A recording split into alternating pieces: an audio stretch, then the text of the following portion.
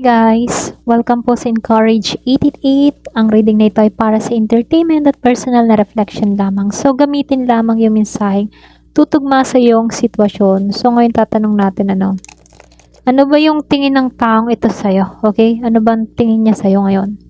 Okay? Kung kailan mo ito mapanood doon ng start, timeless reading tayo ngayon ha. Give me the message. Ano ba ang tingin ng taong ito sa'yo? Ayan.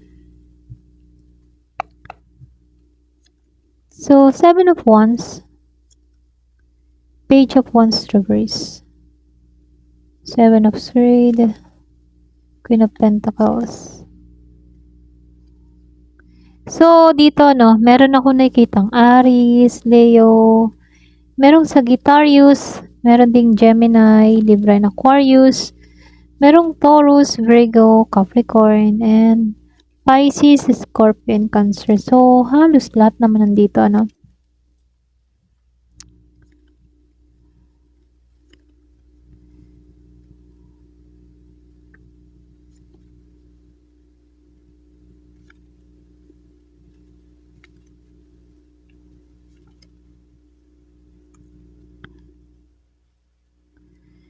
So, dito, lumabas to. Seven of Wands. At itong si Page of Wands reverse, Kung titingnan dito, sa Seven of Wands, meron ditong defensive yung energy ng taong ito. Parang dati kailangan niyang ipaglaban or pwedeng energy mo to, very defensive ka, kailangan mong ipaglaban yung sarili mo, ganun. Kailangan panindigan mo yung mga pananaw mo sa sarili mo, ganyan. Or pwede rin siya.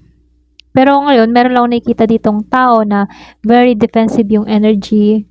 Pero ngayon, mas nakikita ito na pwedeng itong taong ito, nakikita ka na mas matatag ka or hindi ka madaling matinag. Yung iba sa inyo, pwedeng ganun ang tingin niya sa'yo.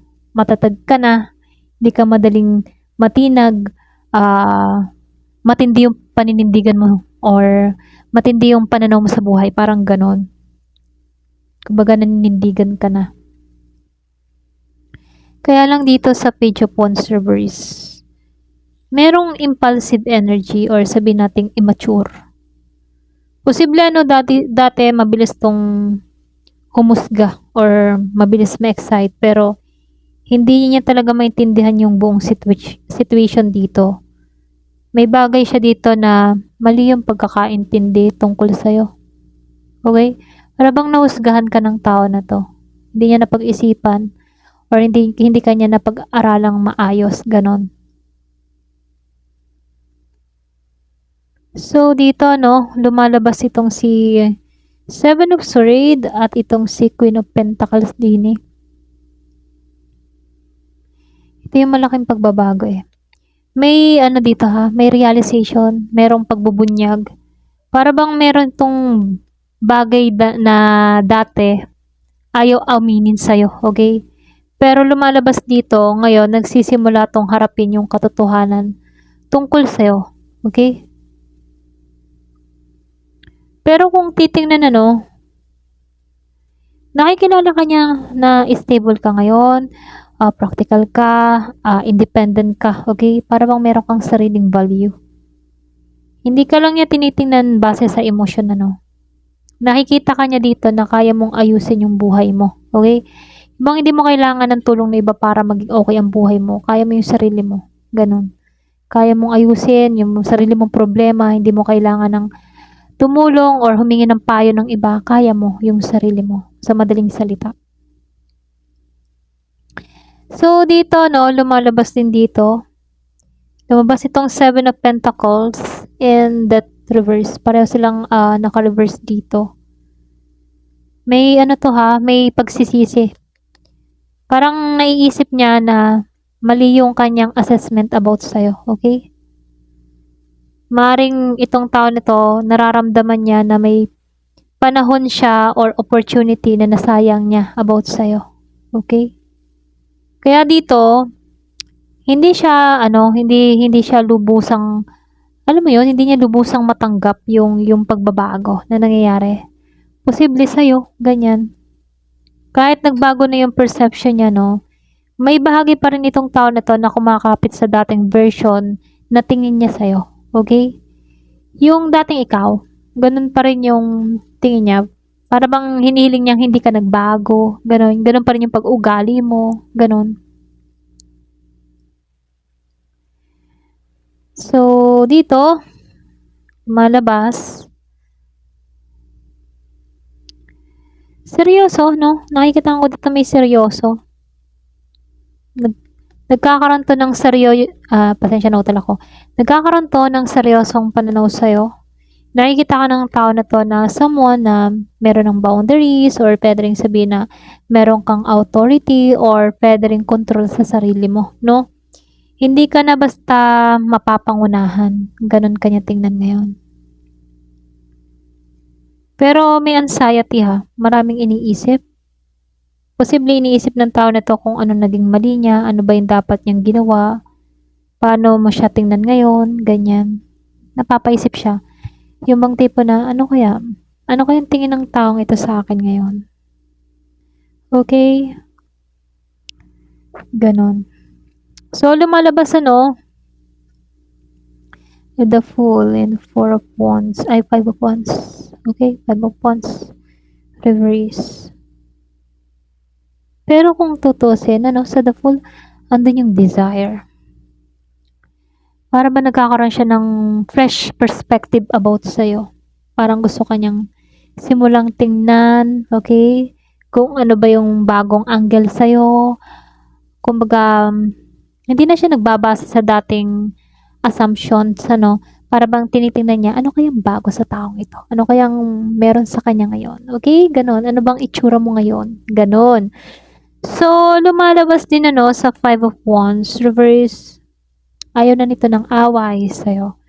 Kung dati merong kompetisyon, tampuhan, or something na tension between sa inyong dalawa, no?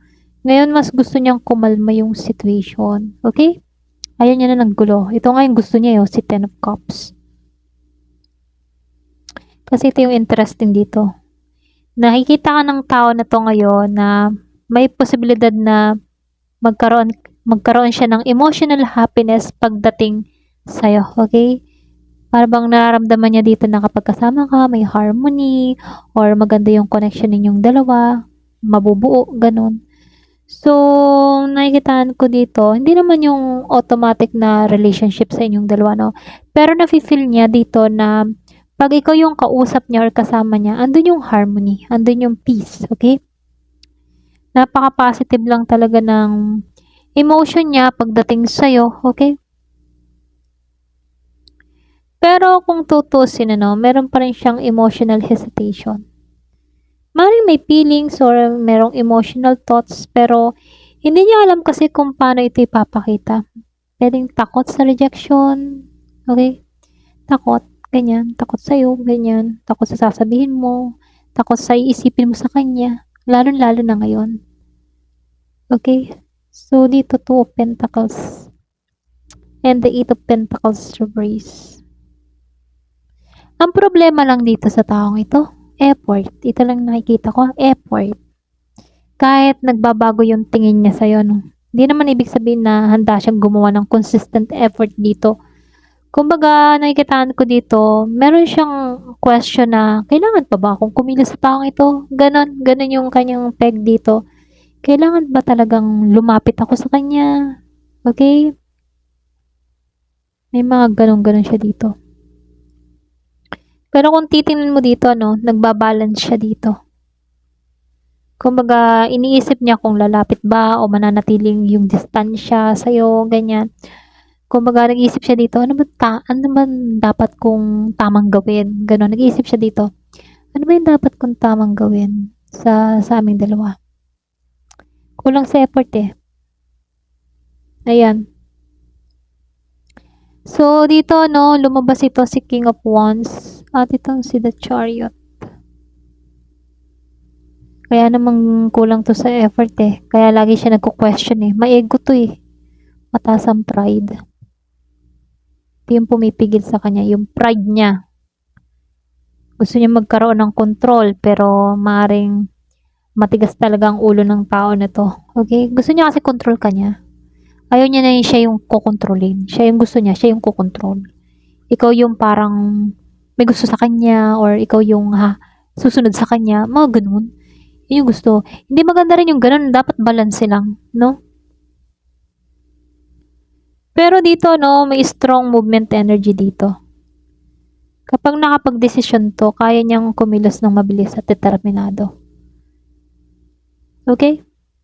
Kung gagawa siya ng aksyon, kaya naman niya. Oo. Kaya lang medyo alanganin eh. Okay? Ayaw niya kasi yung matatapakan yung ego niya. Paano kung biglang umayaw ka, di siya naman ang nasaktan yung ego. Yun yung iniisip ng taong ito. Yung ego niya. Ha?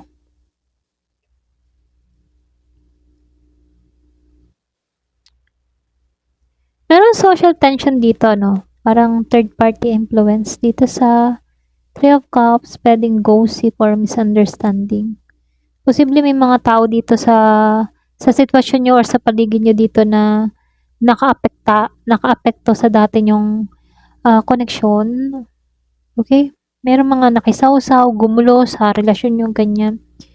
Merong mga sumira. Yan. Pwedeng gumulo sa inyong love story. Okay? Pero kung titingnan dito sa Ace of Wands, ito yung strong, strong na bagong spark, ganun. So, pwedeng may bagong curiosity, attraction, motivation, excitement, ganun. Para bang may weight dito, yung bang wait, iba pala kayo sa inaakala ko. Ngayon tong taong ito ngayon. Parang ganun. Sandali nga lang, parang iba na siya ngayon Okay? Para siyang na-excite. Pwedeng meron kang pinost na new picture mo, bigla siyang, wow, parang may dating siya ngayon Okay? Mga ganun. So, dito, no, the Hierophant Reverse. Ito yung ending. Para bang binabasag niya yung lumang beliefs niya tungkol sa'yo.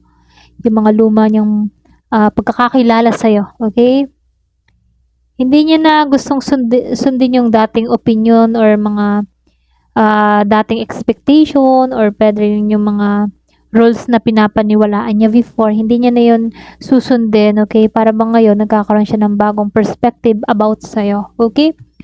So, lumalabas may realization lang na nangyari sa taong ito, okay? Para bang ngayon, nakikita niya dito na ikaw, very stable ka, matatag ka, matapang ka ngayon. Nagkaroon to ng regret, okay? Nagkaroon siya ng pagsisisi. Kumbaga ngayon, nagbabago yung perception niya about sa'yo.